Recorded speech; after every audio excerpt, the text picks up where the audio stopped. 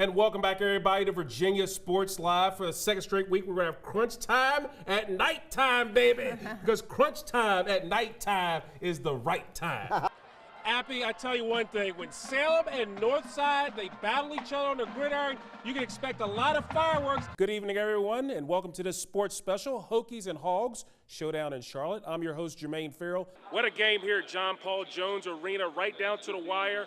But in the end, it was the 13th ranked Virginia Cavaliers getting the win over 8th ranked Miami.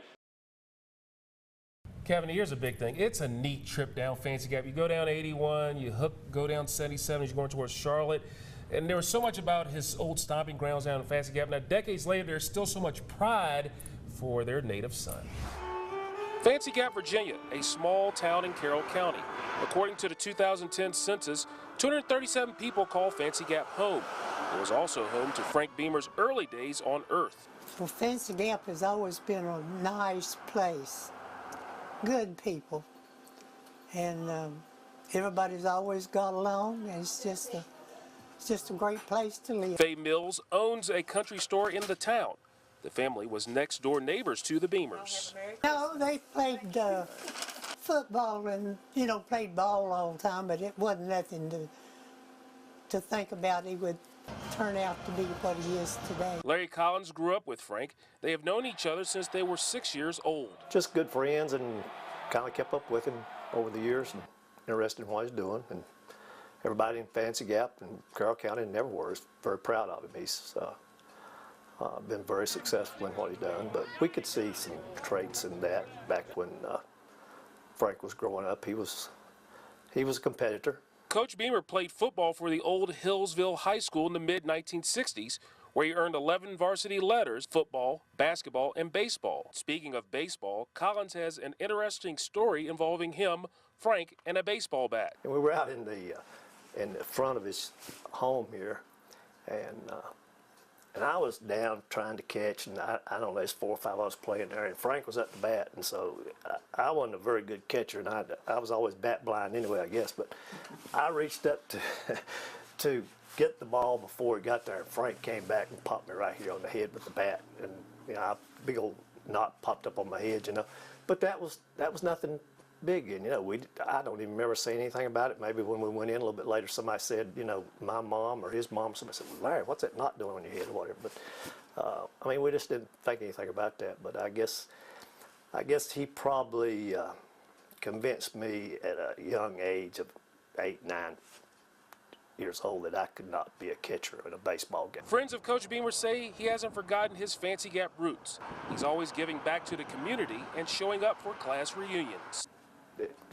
Just a good old hometown boy, I'm not trying to say old country punkin, but he's still a good old country boy, from Fancy Gap, Virginia, who's been on the big stage, but yet he knew where he came from, and he's never forgotten that. Everybody just knows him as Frank.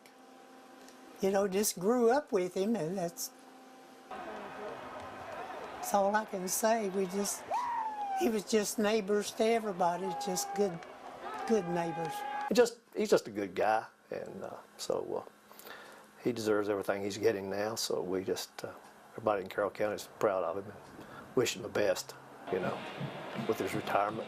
Now, as we move past his Fancy Gap days, Coach Beamer ended up playing quarterback for Jerry Claiborne at Virginia Tech from 1966 through 1968.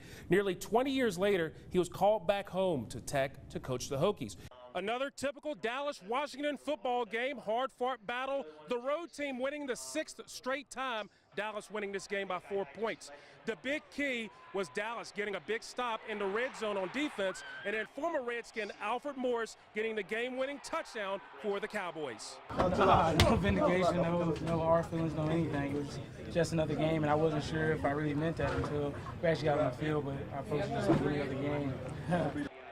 With the Redskins off to an 0-2 start, they know they have a few things to work on to turn around their season. It was a tough game for sure. We felt like we had a chance to close out the game at a couple of different points in the fourth quarter, and we didn't do that as a team, and really frustrating because we felt like we kind of let that one slip away and just didn't do enough things well defensively, allowed too many points, and ultimately didn't play well enough. Washington hits the road for a divisional opponent, taking on the New York Giants in New Jersey next Sunday. Reporting from FedEx Field in Landover, Maryland, Jermaine Ferrell, WFXR Sports. Now, WFXR Sports with Jermaine Ferrell. Hey, good morning, everyone. The Wisconsin Oshkosh Titans, they take on the Mary Hardin Baylor Crusaders in the 44th Stag Bowl coming up this Friday night from Salem Stadium, which is tomorrow night. The Titans had a little plane trouble as they didn't leave Wisconsin until yesterday morning. The team did hit the practice field, and they are not using the travel delay as an excuse to prepare. There's no doubt about it. The plane didn't work, so it had a flat tire, and we had to unload everybody and go back home for the night and then come back today. So it has nothing to do with Salem and the people here. It was just, it happened, and a mechanical issue. That's no one's fault, but we're going to adjust and we're going to try to figure it out. Now the Titans are making their third playoff appearance and their first ever appearance in the Stag Bowl. Meanwhile, for Mary Hardin Baylor, they're back in the Stag Bowl for the first time since 2004. The Crusaders have some strong feelings about having new teams in the Stag Bowl. Well, I think it's awesome for Division III to finally see somebody else in the Stag Bowl. It just lets everybody know that there is some parity and that there are some other programs besides Whitewater and Mount Union. And I am very proud of our team, and obviously to be back here in the Stag Bowl is an incredible opportunity for us. Now, again, the Stag Bowl, that'll be coming up tomorrow night, 7 o'clock from Salem Stadium, where next year it will be 70 years of existence for the Martinsville Speedway. Yesterday, Speedway officials debuted a special logo celebrating the 70th anniversary of the track, as you see right here, the special logo. The track will brand itself as the original, a homage to it being the only track remaining from NASCAR's original 1949 schedule.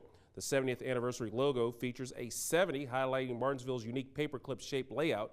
Racing returns to Martinsville Speedway for the STP 500 race. That'll be next year with that weekend, March the 31st through April 2nd. The Richmond Spiders, they get a new head football coach in one day. Russ Huesman returns to the Spiders, where he was the defensive coordinator on the 2008 national championship team. After 8 tremendously successful seasons at the University of Tennessee, Chattanooga, Huesman helped guide the Mocs to a 59-37 record, including a 36-16 mark in the past 4 seasons, which featured 3 Southern Conference regular season championships.